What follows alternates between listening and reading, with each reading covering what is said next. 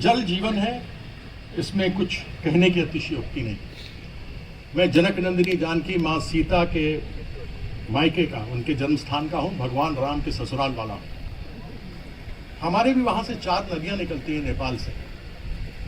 एक का नाम है कोसी, एक है गंडक, एक है बूढ़ी गंडक और बागमती।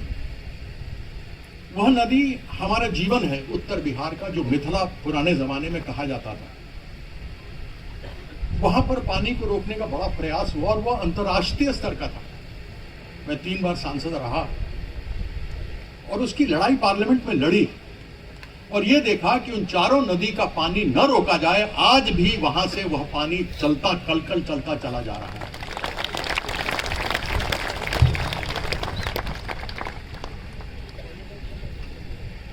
हम सभी गोवा के लोग हैं यहां बैठे हुए, गोवा के पुत्र हैं, पुत्री हैं, जो बड़े हैं, बड़े उम्र के हैं, वह भी पुत्र और पुत्री हैं। जितने लोग गोवा के रहने वाले हैं, they are sons of the soil, daughters of the soil.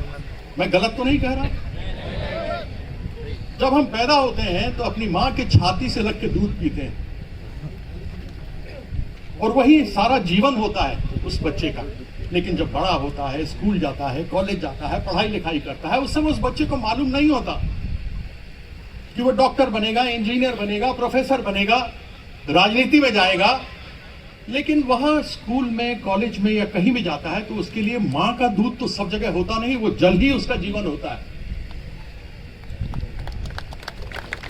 और जब वो जल रोक दिया जाए तो क्या परिस्थिति होगी? आप सोच सकते हैं, अगर महादयी, महादया, महादयनी, आप सोचिए इसका मतलब क्या होता है। मां से बढ़कर होती है। और सनातन धर्म को जो मानने वाले हैं उसमें सूर्य, चंद्रमा, जल, वायु, अग्नि, पृथ्वी, आकाश, यही सब कुछ है। सूर्य धर्म भूल जाएगा, अंधकार में मर जाएंगे। चंद्रमा धर्म भूल जाएगा, ज्वार भाटा आना बंद हो जाएगा। जल अपना धर्म भूल जाएगी, हम प्यासे मर जाएंगे। क्या होगा? समुद्र का खारा पानी अंदर आएगा, सारे खेत सूख जाएंगे।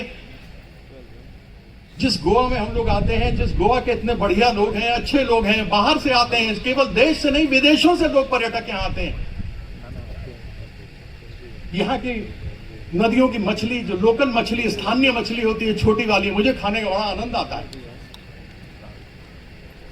आप सोचिए क्या होगा उस जीवन का।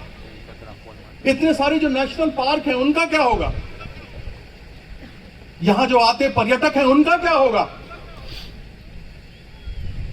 तो मैं तो केवल इतना कहना चाहता हूं, जो डॉक्टर है वो डॉक्टर का काम करता है, जो इंजीनियर है वो इंजीनियर बांध बांधने का काम करता है, जो प्रोफेसर है वो पढ़ाता है, जो शिक्षक है वो बच्चों को पढ़ाता है। उसी तरीके से जब हम पैदा होते हैं तो हम कोई राजनीतिक नहीं बनते। और जब हम इस गोवा के रहने वाले हैं तो गोवा के पुत्र पहले हैं और राजनीतिक बाद में हैं।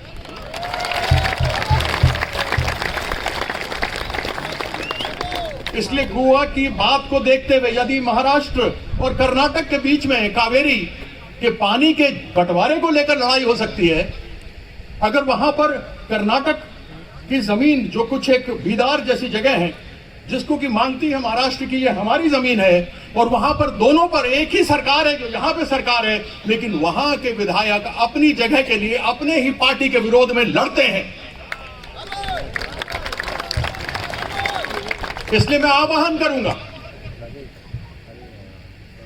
एक राजनीतिक के रूप में नहीं, एक इस जमीन के, इस गोवा के पुत्र या पुत्री होने के नाते आपको अपने सभी भाई बहन, माता पिता, बच्चों के लिए लड़ाई लड़नी चाहिए। क्योंकि सत्ता सब कुछ नहीं होता, यदि परिवार नहीं होगा तो सत्ता भी नहीं रहेगी। मैं केवल इतनी बात कहना चाहता था। आपने मुझे समय दिया, उसके लिए बहुत बहुत धन्यवाद। और गोवा आता जाता रहता हूं, मेरे लिए दूसरा घर है। बहुत बहुत धन्यवाद। जय श्यामा माई।